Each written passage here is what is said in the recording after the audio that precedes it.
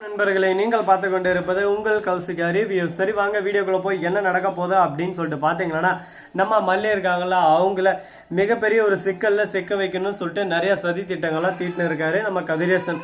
ஆனா அதே சமயத்துல ஒரு பக்கம் நம்ம ரேணுகா இருக்காங்களா அவங்க எப்படியாவது ஒரு வழியா மல்லி அந்த வீட்டுக்கு வர வைக்கணும் அப்படின்னு சொல்லிட்டு மல்லி வந்தா மட்டும்தான் நான் சாப்பிடுவேன், மல்லி இங்க இருக்கணும், எனக்கு மல்லி வேணும் வேணும்னு சொல்லிட்டு கேக்குறாங்க. உடனே பாக்கணுமே நம்ம நிஷா இருக்காங்கல்ல, ஏய் மல்லியும் தேவையில்ல ஒன்னும் தேவையில்ல போடி, மல்லியெல்லாம் வரமாட்டா இனிமே, நீ அதெல்லாம் கவலைப்படாத. சரி இருந்தாலும் நிஷா உடனே வார்த்தையை விட்டுறாங்க. உடனே அப்ப எனக்கு சாப்பிட வேணாம் போங்க அப்படின்னு சொல்லிட்டு 3 லட்சம் மாதிரி போய் கதவை சாத்திடுறாங்க. உடனே அம்மாடி ரேணுகா வாடி அம்மா வா, நான் ஏதோ ஒன்று பண்றேன் வா அப்படின்னு சொல்லிட்டு கூட்டிட்டு உள்ளா போயிடுறாங்க. மறுபக்கம் நம்ம விஜய் இருக்காருல, செவுத்த பார்த்துட்டு சைலண்டா நின்று இருக்காரு. நீங்க அக்காவை விட்டு வந்திருக்க கூடாது, அக்கா தனியா விட்டு வந்ததுனால இப்ப கவலைப்பட்டுறீங்க. என்னோட கவலை அதெல்லாம் இல்லை, ரேணுகாவுக்கு சுயநினைவு திரும்ப பழைய மாதிரி ஆகுவாளா ஆக மாட்டாளா அப்படின்னு சொல்லிட்டு குழப்பங்கள் நிறையவே இருக்கு. ஆனா எனக்கு பழைய ரேணுகா மாதிரியே ஃபீல் ஆகல, இது யாரோ வேற ஆள் மாதிரி தான் ஃபீல் ஆகுது அப்படின்னு சொல்லிட்டு சொல்றாரு நம்ம விஜய். அவங்க மனநிலை பாதிக்கப்பட்டுக்கிறதுனால கூட உங்களுக்கு அப்படி ஃபீல் ஆகலாம்.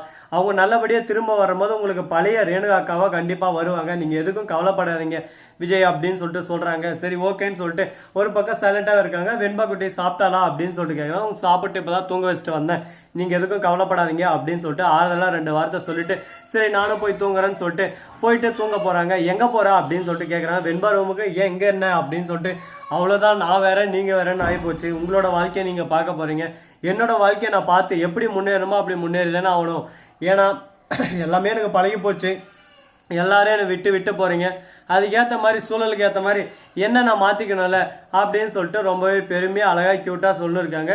அதை கேட்கும் போது ஒரு பக்கம் நல்லா தான் இருக்கு, இருந்தாலும் இன்னும் நிறைய பிரச்சனைகள் நிறைய அசம்பாவிதங்கள் எல்லாமே நடந்துகிட்டு தாங்க இருக்கு.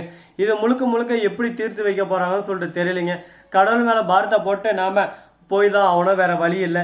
சரி இத்தனை பிரச்சனை ஒரு பக்கம் வந்தாலும் அதே சமயத்துல ஏன்டா நிஷா மூஞ்சி கொடுத்தே பேச மாட்டேறாங்க ரேணுகா கிட்ட அப்படின்னு சொல்லிட்டு பாத்தீங்கன்னா, பழைய ரேணுகாவா இருந்தா எல்லாரும் சந்தோஷமா பேசியிருப்பாங்க. நம்ம கதிரேசனுக்கு அப்பா பாசம், அதனால வேற வழி இல்லை, தான் பொண்ணுன்னு சொல்லிட்டு ஏத்துக்கிட்டாரு. ஆனா நிஷாவை பொறுத்த வரைக்கும் தான் அக்கா இந்த மாதிரி இருந்ததில்லை, தான் அக்கா ஒண்ணு பாசிட்டா காட்டுவா இல்லைன்னா வெறுப்பா காட்டுவா, ஆனா இங்க வெறுப்பு மட்டும்தான் இருக்கு. அதனாலதான் நிஷாவுக்கு சுத்தமா ரேணுகாவை பிடிக்கலைங்க. சரி ரேணுகா என்ற சுடரி என்ன பண்றாங்க அப்படின்னு சொல்லிட்டு பாத்தீங்கன்னா, யாருமே வீட்டுல இல்லைன்னு சொல்லிட்டு அக்கம் பக்கம் பார்த்துட்டு போய் போனை எடுக்கிறாங்க. போனை எடுத்து யாரோ போன் பண்றாங்க. அந்த சமயத்துல திடீர்னு நிஷா வந்து ஏய் என்ன பண்ற, போனை எடுக்கிறதா அப்படின்னு சொல்லிட்டு கேட்க போனை போய் பார்த்தா யாரா அப்படின்னு சொல்லிட்டு பாத்தீங்கன்னா திக் நிமிடங்கள் மாதிரி தாங்க. ஒரு பக்கம் ஆச்சரியப்படுற அளவுக்கு விஷயமெல்லாம் நடந்துன்னு இருக்கு. முக்கியமா என்ன நடந்துச்சு அப்படின்னு சொல்லிட்டு பாத்தீங்கன்னா, நம்ம மல்லிக்கு ஃபோன் பண்றாங்களா அப்படின்னு சொல்லிட்டு பார்த்தா ஏதோ புது நம்பருக்கு ஃபோன் பண்ணியிருக்காங்க. யார் இவங்க, என்ன இவங்களுக்கு வேணும் அப்படின்னு சொல்லிட்டு கேள்வி நமக்குள்ள எப்படி இருந்தாலும் எழுங்க. ஏன்னா இவ உண்மையாவே பைத்தியமா இல்ல பைத்தியம் மாதிரி நடிக்கிறாளா இல்ல எல்லாத்தையும் சுருட்டு போக பாக்குறாளான்னு சொல்லிட்டு நிஷா யோசிப்பாங்க. ஏன்னா இத்தனை நாள் கட்டி காத்த சொத்தை திடீர்னு திரும்ப தான் அக்கா உயிரோட வந்து ஆட்டைய போடுறான்னா யாராலையும் சும்மா இருக்க முடியாது. அது போலதான் நிஷாவும் ஒரு பக்கம் கோவப்பட ஆரம்பிக்கிறாங்க. கதிரேசன் இருந்து என்ன பண்றாரு அப்படின்னு சொல்லிட்டு பாத்தீங்கன்னா, விஜய்க்கு போன் செஞ்சு இந்த மாதிரி அவ சாப்பிட மாட்டேன்றா, மல்லி வேணும்னு சொல்லிட்டே இருக்கா, எனக்கு வேற வழி தெரியல மாப்பிள்ள, திரும்ப என் பொண்ணை அங்கேயே கூட்டின்னு போயிருங்க, கொஞ்ச நாள் இருக்கட்டும், அதுக்கப்புறம் நான் பாத்துக்கிறேன் அப்படின்னு சொல்லிட்டு சொல்றாங்க.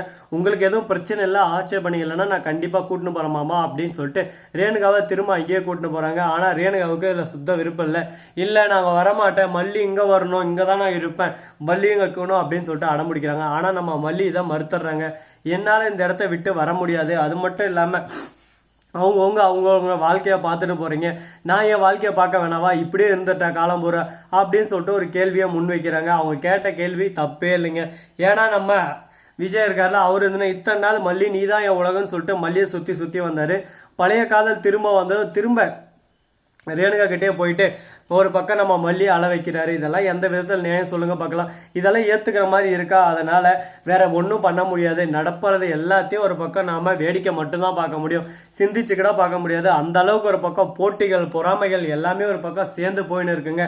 இதுக்கு நடுவில் யாரு மாட்டினாலும் அடி மேல அடி வாங்கி தான் போய் ஆகணும், வேற வழி இல்லை அப்படின்ற ஒரு சூழல்ல தள்ளப்பட்டு இருக்காங்க. சரி முடிஞ்சதெல்லாம் முடிஞ்சிருச்சு, இதுக்கப்புறம் இதை பேசி ஒன்றும் நடக்க போறது இல்லை.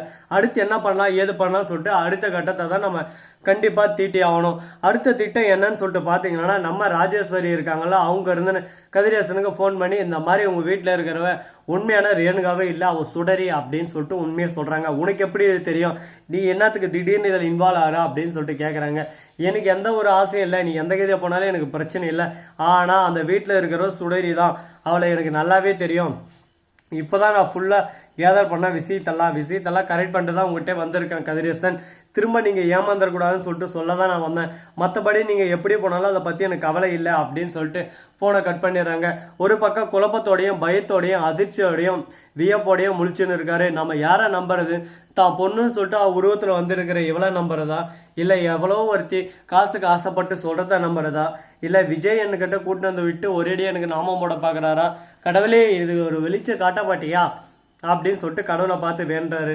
எல்லாமே நல்லதே நடக்கும், கெட்டதே நினைச்சிருந்த உனக்கு திடீர்னு நல்லது நடக்கும்னு சொல்லிட்டு ஆசைப்பட்டு கடவுளை வேணா எங்கேருந்து நடக்கும். இதுக்கு முன்னாடி நீ கடவுளை வேண்டி கெட்டது பண்றதுக்கு வேண்டிதான் உனக்கு எதனா ஒரு வாய்ப்பு இருந்திருக்கும். ஆனா எல்லாமே கெட்டதா செஞ்சுட்டு இப்போ உனக்கு நல்லது நடக்கும்னு சொல்லிட்டு நீ கடவுளை வென்றது ரொம்பவே தவறான விஷயம். இதை நான் வன்மையா கண்டிக்கிறேன் அப்படின்ற மாதிரி தான் ஒரு பக்கம் போயின்னு இருக்கு. சரி, முடிஞ்ச வரைக்கும் முடிஞ்சிருச்சு, இதுக்கப்புறம் இதை பேசி ஒன்றும் நடக்க போறதில்ல. அடுத்து என்ன பண்ணலாம் ஏது பண்ணலாம்னு சொல்லிட்டு அடுத்த கட்டத்தை தான் நம்ம யோசிச்சாகணும். ஏன்னா அந்த மாதிரி ஒரு சூழல்ல தான் இப்போதைக்கு நம்ம தள்ளப்பட்டிருக்கோம். அடுத்த விஷயம் என்ன ஏது அப்படின்ற ஒவ்வொரு விஷயத்தையும் யோசிச்சு 1 by 1 செஞ்சு ஆகணும். இதுக்கு முன்னாடி இந்த வீடியோ உங்களுக்கு பிடிச்சிருந்தா லைக் பண்ணுங்க, டிங் வெள்ள தட்டி விட்டு போங்க. அப்பதான் நான் போடுற அடுத்தடுத்த வீடியோ உங்களுக்கு உடனுக்குடன் வரும். மிக்க நன்றி. தேங்க்ஸ் ஃபார் வாட்சிங். Tata, see you. நன்றி, வணக்கம், வந்தனம், வருக தருக.